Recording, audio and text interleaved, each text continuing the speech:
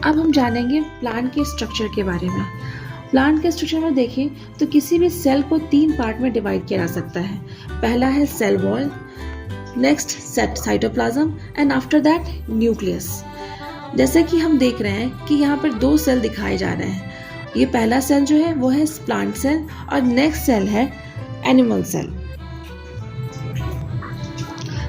किसी भी सेल का सबसे आउटर मोस्ट लेयर, ये सबसे बाहरी परत जो होता है उसे सेल वॉल कहते हैं। ये एक नॉन लिविंग लेयर होता है, सेमी परमेबल, जिसके थ्रू कोई भी सॉल्यूशन बाहर से अंदर और अंदर से बाहर की ओर जा सकता है। उसके बाद का जो एक लेयर होता है उसे कहते हैं सेल मेम्ब्रेन। सेल मेम्ब्रेन के बाद इसके अंदर एक लिक्विड भरा होता है सेल के अंदर, इसे कहते हैं साइटोप्लाज्म।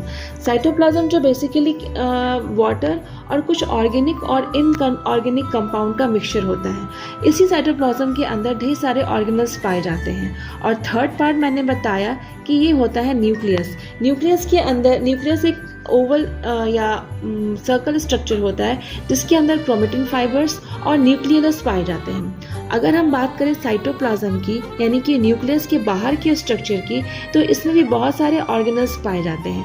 कोई भी ऑर्गेनल्स को हम एक बॉडी के ऑर्गन से कंपेयर कर सकते हैं। जैसे कि हमारी बॉडी में ऑर्गन्स होते हैं, जैसे कि लिवर, उसका अपना फंक्शन होता है, स्टमक, उसका अपना फंक्शन होता है, ब्रेन, उसका अपना फंक्शन होता है। वैसे ही सेल के अंदर जो डिफरेंट ऑर्गेनल्स पाए जाते हैं, हर ऑर्गेनल्स का अलग अलग फंक्शन होता है। जैसे कि अगर हम फर्स्ट देखें, ये जो यहाँ पे मैंने येलोइश में दिखाया है, ऑरेंज में दिखाया है, इसको कहते हैं, ये कहलाता है माइटोकॉन्ड्रिया।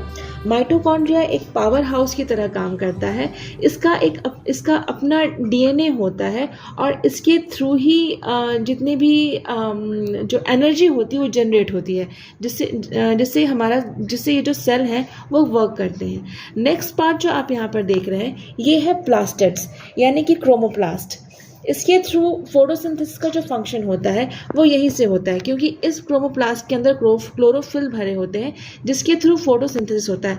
फोटोसिंथेसिस के थ्रू सेल फूड को डेवलप करता है और यही फूड सारे प्लांट ऑर्गन्स में या प्लांट के पार्ट्स में अलग अलग जगह पर भेजे जाते हैं। नेक्स्ट जो आप यहाँ पर पार्ट देख रहे हैं ये है एंडोप्लाज्मिक रेटिकुलम। ये किसी भी सेल को एक स्ट्रक्चर देते हैं। ये 2 तरह के होते हैं। पहला होता है स्मूथ एंडोप्लाज्मिक रेटिकुलम और दूसरा होता है रफ एंडोप्लाज्मिक रेटिकुलम। इसके थ्रू ये जो एंडोप्लाज्मिक रेटिकुलम है ये वैक्यूल से या समटाइम्स ये न्यूक्लियस के थ्रू जुड़े होते हैं, जिससे कि जितने भी सिक्रेशन हो, यानी कि वेस्ट फूड मटेरियल या कुछ चीज़ों का, जैसे कुछ न्यूट्रिएंट्स का एब्जॉर्प्शन, ये एंडोप्लाज्मिक रेटिकुलम के थ्रू ही होता है। रफ एंडोप्लाज्मिक रेटिकुलम्स में स्मॉल डॉट्स पाए जाते हैं, जिसे कि राइबोसोम कहा जाता है। राइबोसोम इसे स्मूथ एंडोप्लाज्मिक रेटिकुलम को रफ एंडोप्लाज्मिक रेटिकुलम में चेंज कर देते हैं। और ये प्रोटीन, राइबोसोम्स जो होते हैं, ये प्रोटीन सिंथेसिस का काम करते हैं। नेक्स्ट जो ये सेल ऑर्गेनल्स, इसे कहते हैं गोल्जी अपरेटस। ये बहुत सारे ट्यूब्यूल्स से बने होते हैं, ढेर सारे ट्यूब्यूल्स, फ्लैटेन ट्यूब्यूल्स से बने होते हैं और इसका फंक्शन होता है बहुत सारे हार्मोन्स को सिक्रेट करना, जिससे कि बॉडी के ये सेल जो हमारा है वो काम कर सके। इसके थ्रू ढेर सारे सेल का नेक्स्ट ऑर्गेनल है वो है न्यूक्लियस। न्यूक्लियस में ही क्रोमेटिन फाइबर्स पाए जाते हैं जो हमारे बॉडी। नेक्स्ट सेल ऑर्गेनल है वो है न्यूक्लियस। ये सेल, किसी भी सेल का सबसे लार्जेस्ट पार्ट होता है। न्यूक्लियस जैसे हमारे बॉडी में ब्रेन का फंक्शन होता है, वैसे ही न्यूक्लियस का फंक्शन होता है। न्यूक्लियस में के अंदर क्रोमेटिन फाइबर्स पाए जाते हैं जो कि एक थ्रेड लाइक स्ट्रक्चर होता है और इसी के अंदर डीएनए होते हैं। न्यूक्लियस के अंदर न्यूक्लियोलाई भी होते हैं जो कि सेल डिवीज़न में मदद करते हैं। क्रोमेटिन फाइबर्स में जो डीएनए पाए जाते हैं वो किसी भी प्लांट की हेरिडिटी में जो भी होते हैं, हेरिडिटी में जो भी फंक्शंस होते हैं उसको वो आगे नेक्स्ट जनरेशन की तरफ ले जाते हैं। यानी ये जो क्रोमेटिन फाइबर्स में जो डीएनए होते हैं वो सीड्स में जा कर के उसके जितने भी फंक्शंस हैं, जो भी उसके गुण होते हैं या जो भी उसके अवगुण हैं, उसको आगे के जनरेशन में भेजते हैं।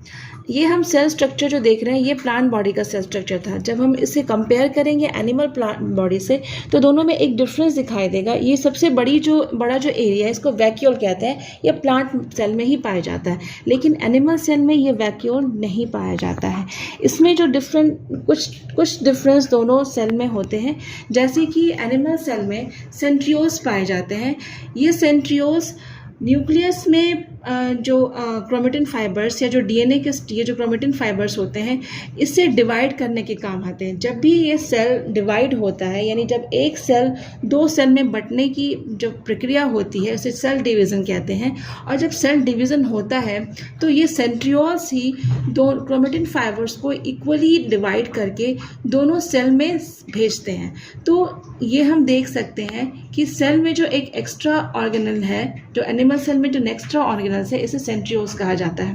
इसमें सेंट्रियोल्स आते हैं और एक और भी ऑर्गेनल इसमें हम देख सकते हैं, इसे लाइसोसोम कहा जाता है।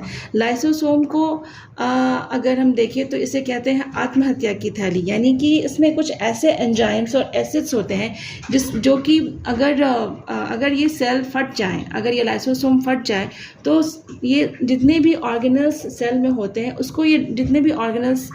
वो उसको डिज़ोल्व करने के बाद इस सेल को ख़त्म कर देता है। यानी कि ये अगर सेल सारे लाइसोसोम सेल में डाइजेशन के काम में भी आता है। इसमें 40 तरह के एंजाइम्स पाए जाते हैं। ये किसी भी फॉरेन सब्सटेंस को, यानी कि बाहर से अगर कोई ऐसे पार्टिकल जो एंटर करने की कोशिश कर रहा है जो सेल को डैमेज कर सकता है, उसको ये लाइसोसोम मार देते हैं। लेकिन लाइसोसोम के फटने की वजह से ये सारे सेल ऑर्गेनल डाइजेस्ट हो जाते हैं और सेल खुद भी मर जाते हैं। इसलिए इसे सुसाइडल बैग या आत्महत्या की थैली कहते हैं। इस तरह से हम देख सकते हैं कि सेल हमारे बॉडी में एक स्ट्रक्चर यूनिट, फंक्शन यूनिट की तरह काम करता है। और इस तरह से हम देख पाते हैं कि सेल हमारे शरीर के लिए कितना ज़रूरी है। नेक्स्ट वीडियो में मैं बताऊंगी अलग अलग सेल ऑर्गेनल्स के बारे में। सारे अलग जितने भी सेल ऑर्गेनल्स किसी भी सेल में पाए जाते हैं उनका क्या फंक्शन होता है और वो कैसे काम करते हैं, ये हम नेक्स्ट वीडियो में देखेंगे। So wait for the next video. Thank you, like and share it.